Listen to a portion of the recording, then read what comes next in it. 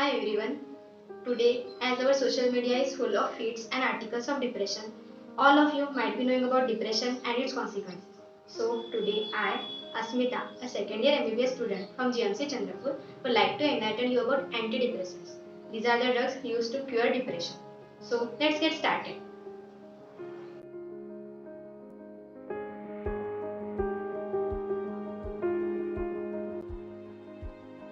So guys, before learning about antidepressants, let's find out what exactly mean by depression and where does the problem lies. Friends, depression is a mood disorder that causes persistent feeling of sadness and loss of interest. The person who is suffering from depression presents with anger, persistent anxiety, sleeplessness, early fatigue, and time to time suicidal thoughts. The symptoms shown are basically in two forms. The first one is a unipolar depression, in which the person remains in a depressed phase continuously. And the second one is the bipolar depression, in which there are alternate episodes of mania and depression. Here, the word mania means excited state or euphoric state. So, the person suffering from bipolar depression will present with a euphoric state followed by the depressed phase and back to euphoric state. And this process occurs repeatedly. Although the cause of depression is explained by many hypotheses, but the most acceptable hypotheses are two. First is the neurotropic hypothesis and second is the monoamine hypothesis. Let's see both of them one by one. Neurotropic hypothesis says that depression is associated with the deficiency of two factors in brain. First is the BDNF, that is brain derived neurotropic factor, and second is the nerve growth factor. These nerve growth factors are involved in regulation of feelings, emotions, and behavior of a human being. The antidepressants we give to the patients do nothing but just they increase the level of BDNF and NGF in brain. Now the second one is the monoamine hypothesis. But before going to the hypothesis, we should know what are the monoamines involved in transmission. So there are two monoamines involved in transmission. First is the serotonin and second is the norepinephrine, which is also known as noradrenaline. The presence of serotonin and noradrenaline gives the feeling of well-being or happiness. So it is obvious that their absence will lead to the feeling of depression or sadness. This is what the hypothesis says. Depression is caused by the deficiency of these monoamines in brain. Knowing about the hypothesis, let's try to explore how we have overcome the deficiency of monoamines in depressed patients. As you can see in the diagram, there are three components: presynaptic neuron, postsynaptic neuron, and the space between the two is the synaptic cleft. In the presynaptic neuron, serotonin is synthesized from amino acid tryptophan. This serotonin is stored in the synaptic vesicles. When a stimulus is given, these vesicles fuse with the presynaptic membrane and releases serotonin in the synaptic cleft. The released serotonin acts on the serotonin receptors, which are present on the postsynaptic neuron, and show their effect. The remaining serotonin in the synaptic cleft is reuptaken by the presynaptic membrane through various serotonin transmitters. Serotonin, norepinephrine, and various other neurotransmitters are metabolized by the mitochondrial enzyme monoamine oxidases. So guys, just think how we can increase the availability of serotonin at the receptor side. Is there any way? Yes, this can be done mainly by two mechanisms. First, by inhibiting the serotonin reuptake, and second, by inhibiting its degrading enzymes. With the advancement in science, we have discovered the reuptake inhibitors. The first to be discovered was the class of tricyclic antidepressants. However, they block the various other receptors too, due to which they show large number of side effects. Later, other reuptake inhibitors were discovered, such as SNRI and SSRI. SNRI stands for serotonin and noradrenaline reuptake inhibitors, which inhibit the reuptake of both serotonin and noradrenaline, while SSRI stand for selective serotonin reuptake inhibitors, which inhibit the reuptake of serotonin only. Next class is the monoamine oxidase inhibitors, which inhibit the serotonin degrading monoamine oxidase enzyme. So we have got four classes. Three are reuptake inhibitors and one is the enzyme inhibitor. We have done with the cause of depression and how do antidepressants work. The slide in front of you shows the generation-wise classification of antidepressant drugs. First generation include the drugs which have direct effect on adrenergic, cholinergic or histaminergic receptors. All the drugs under tricyclic antidepressants belong to this class. Drugs in a second generation have no direct effect on any other receptors. Drugs under SNRIs, SSRIs belong to this class. Further in the chapter, you will come across two terms, that is, typical antidepressants and atypical antidepressants. Typical antidepressants work by increasing the serotonin availability at the receptor site.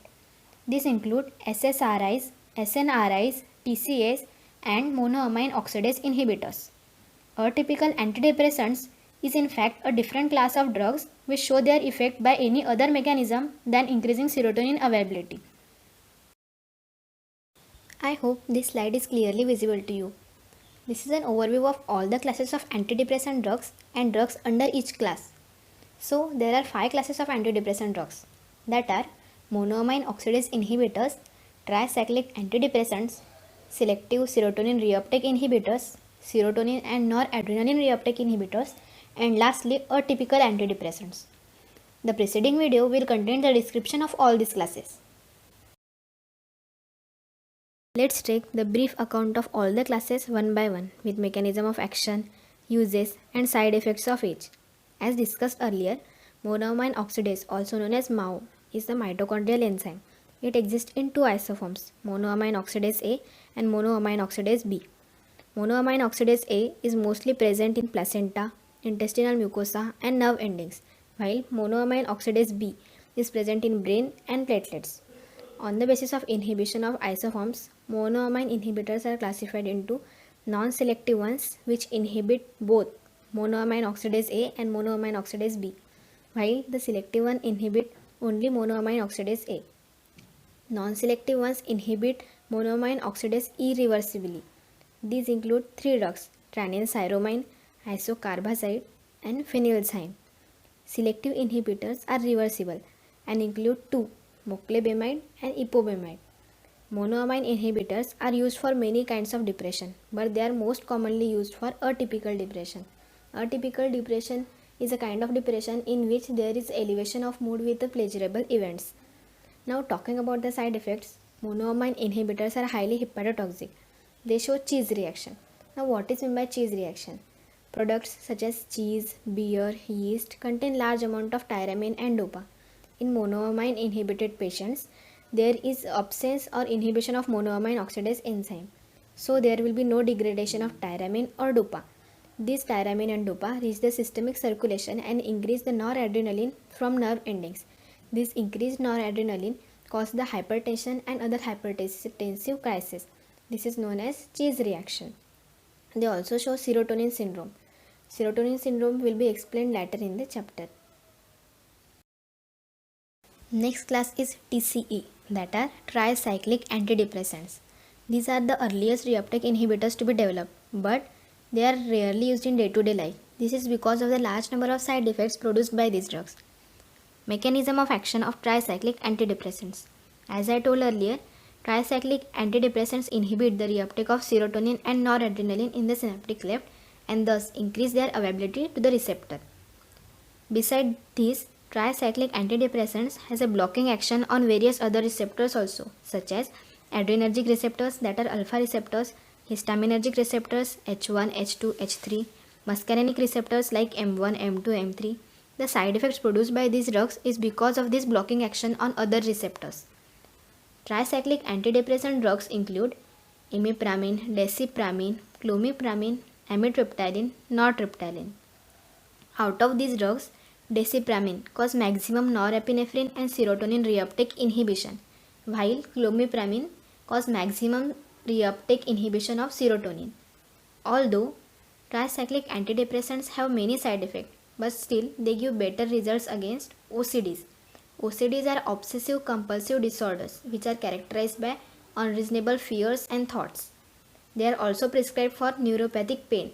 In fact, amitriptyline is the drug of choice for post-herpetic neuralgia. They are also used for psychotic depression. Next are the side effects of tricyclic antidepressants. Tricyclic antidepressants show anticholinergic side effects such as dry mouth, bad taste, urinary retention. This is due to the muscarinic receptor blockage. Sedation, mental confusion, weakness is common with the use of these drugs. They cause increase in the appetite, which may lead to obesity. Block in alpha receptors will lead to the fall in BP, which cause postural hypotension. They may cause various other forms of sexual distress. Tricyclic antidepressants precipitate arrhythmias, especially in the patients suffering from ischemic heart diseases. They also cause frequent sweating and jaundice in children. Now, the most important class of antidepressant drugs, that is SSRI. SSRI stands for Selective Serotonin Reuptake Inhibitors. If you are a second year MBBS student, this is the most commonly asked class of antidepressant in the university exam. SSRI are most widely used and safest drugs. This class was discovered to eliminate the side effects produced by tricyclic antidepressants. Mechanism of action of SSRIs. SSRIs most preferentially inhibit SCRT, that is a serotonin transporter, and hence inhibit serotonin reuptake, but sometimes it also inhibits the reuptake of norepinephrine through NET, which is a norepinephrine transporter. Drugs commonly used under SSRIs can be remembered through a sentence: so effective for compulsive sadness and panic disorders. Here, so stands for SSRIs. Effective indicates escitalopram. For stands for true drugs, fluoxetine and fluoxamine. Compulsive indicates citalopram. Sadness stands for sertraline and panic stands for paroxetine. Lastly, disorder stands for dapagliflozin. We know that if there is sudden stoppage of drug intake after long time, it produces withdrawal symptoms. However, if the drug is long acting, even after stopping the drug intake, the plasma concentration of the drug will not suddenly drop down. So they produce minimum withdrawal symptoms. On the other hand, short acting drugs will reduce their plasma concentration suddenly and produce more withdrawal symptoms. So, out of all the SSRIs, fluoxetine is the longest acting and produce minimum withdrawal symptoms, while paroxetine is the short acting and produce more withdrawal symptoms. Now let's go through the uses of SSRIs. SSRIs have large number of uses. They are used for all kinds of depression. They are used to cure the premenstrual ejaculation. The best SSRI for this is dapagliflozin. SSRIs offer relief from hot flashes also. They are the first line drugs for various day-to-day neurotic disorders such as OCDs, obsessive compulsive disorders, PTSD, post-traumatic stress disorder, GAD, generalized anxiety disorder, anorexia and phobia. Side effects produced by SSRIs are rare, but still some side effects are produced due to increased level of serotonin. This produces serotonin syndrome.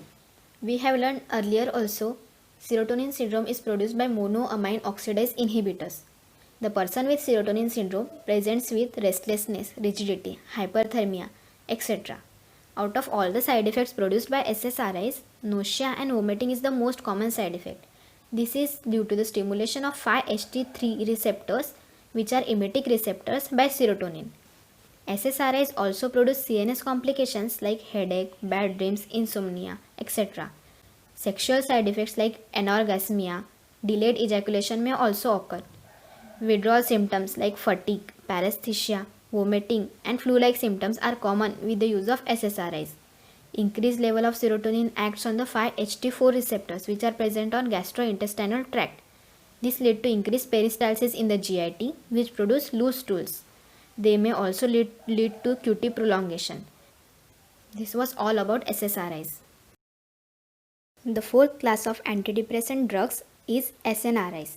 SNRIs stand for serotonin and noradrenaline reuptake inhibitors.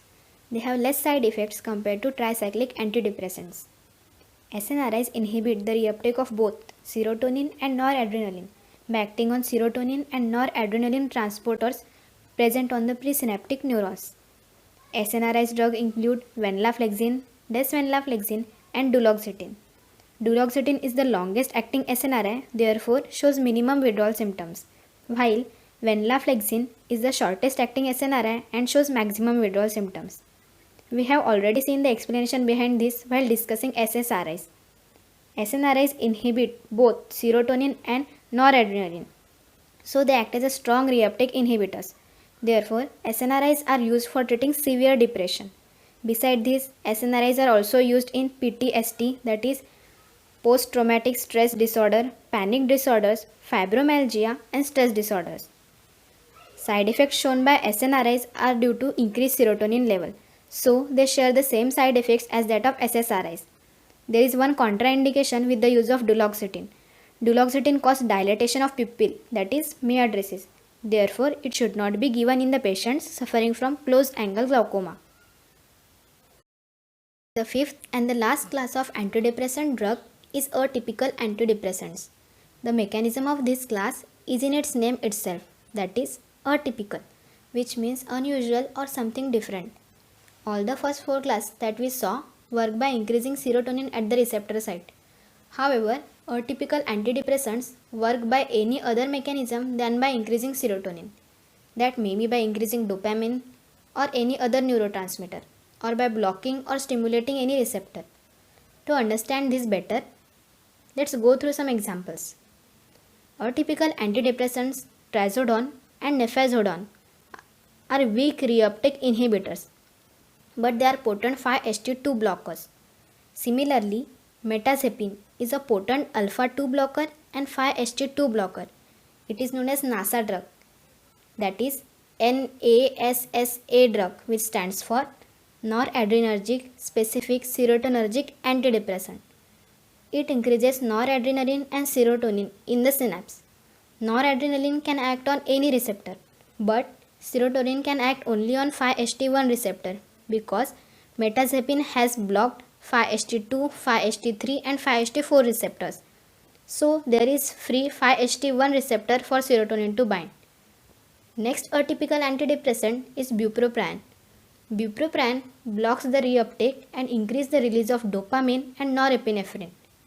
It is highly effective against smoking dependence. Other atypical antidepressants are miancyrine and amoxapine. With the advancement in science, two recent atypical antidepressants are developed. The first is esketamine and the second is brexanolone. Esketamine is a potent NMDA receptor blocker. NMDA stands for N-methyl D-aspartate receptor. Its nasal spray is available for depression. The second is brexanolone.